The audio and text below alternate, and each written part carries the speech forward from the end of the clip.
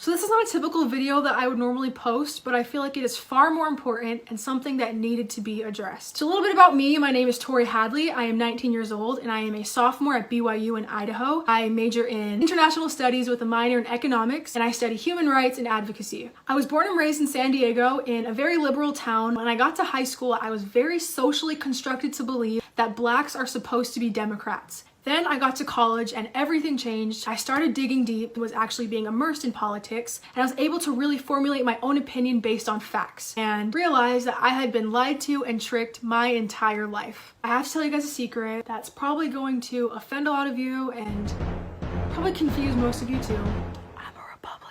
Black people aren't Republicans, Tori. Well, I am. I know being a Republican is very offensive today and punishable by being canceled. Before you dislike this video and unsubscribe and comment about how much you hate me, how I'm racist, and thrust my name down there, watch the video.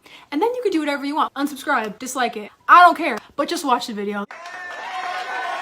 When we think of equality and freedom, people tend to associate that with the Democratic Party, which in reality is completely wrong. Ever since it was founded in 1829, the Democratic Party has fought against every free major civil rights act. The Democratic Party defended slavery, started the Civil War, opposed Reconstruction, and founded the Ku Klux Klan. But that's not something you will learn in school, because guess what? Liberals run the education system. The Republican Party was founded in 1854 as an anti-slavery party. I'm gonna say that again for the people in the back. Anti-slavery party, and their mission was to abolish slavery completely in the Western Territories. 7 Democratic justices voted in favor of slavery, and 2 Republican justices opposed it. And this leads us to the Civil War in 1861 to 1865. Do you guys remember that great commander-in-chief that freed the slaves? Abraham Lincoln. Guess what? And 6 days after the Confederate Army surrendered, John Wilkes Booth, a Democrat, assassinated him. The Vice President Lyndon Johnson assumed the position as president, and he was a Democrat. Luckily, the 13th, 14th, and 15th Amendments were still passed because of universal Republican support. And because of this, 22 black Republicans were able to serve in the US Congress. Democrats didn't elect any black people in Congress until 1935. So this Reconstruction occurred from 1865 to 1877, and that's because federal troops came in to grant blacks power. After they left, Democrats took back their power in the South. White supremacy was reestablished, and laws were put in place to restrict blacks once again. Black codes, poll taxes, and literacy tests all used to subvert black citizens. And this was all done by fear and terror from the Ku Klux Klan. And the founder of the KKK was Nathan Bedford Forrest, who, lo and behold, was a Democrat. Eric Foner, who himself was a Democrat, said, "In effect, the Klan was a military force serving the interests of the Democratic Party." Really? What makes you say that? That's so odd. Wow.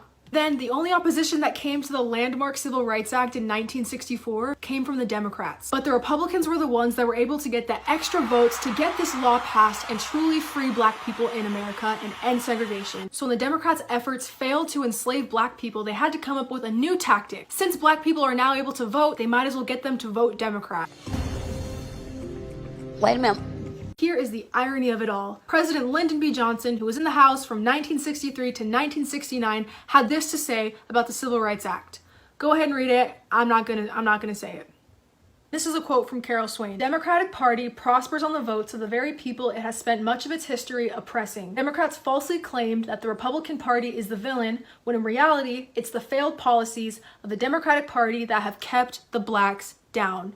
But Tori, all of this was years ago. The Democratic Party has changed. Well, no. Don't get me wrong, I have tons of friends and family members that are Democrats, and they are good people, but the ideologies they support are not helping the black community. These are statistics that I found from Candace Owens that get no coverage, that are very disturbing, that do not get talked about. 75% of black boys in California don't meet state reading requirements. In 2016, in inner cities like Baltimore, within 5 schools, none of the students were found to be proficient in math or reading. The single motherhood rate in black communities was at 23% in the 1960s and is at 74% today. More black babies are aborted than born in New York City. Whether you are pro-life or pro-choice, it is evident that that Planned Parenthood is targeting Black women. But that's not something you'll hear on the media because it doesn't fit the left's agenda. And these issues were all because of Democratic policies put in place to protect us. But that protection was just disguised as oppression. And this is where you have to be very perceptive of the media you are being fed every single day. It comes in a form of fear constructed by the left. These politicians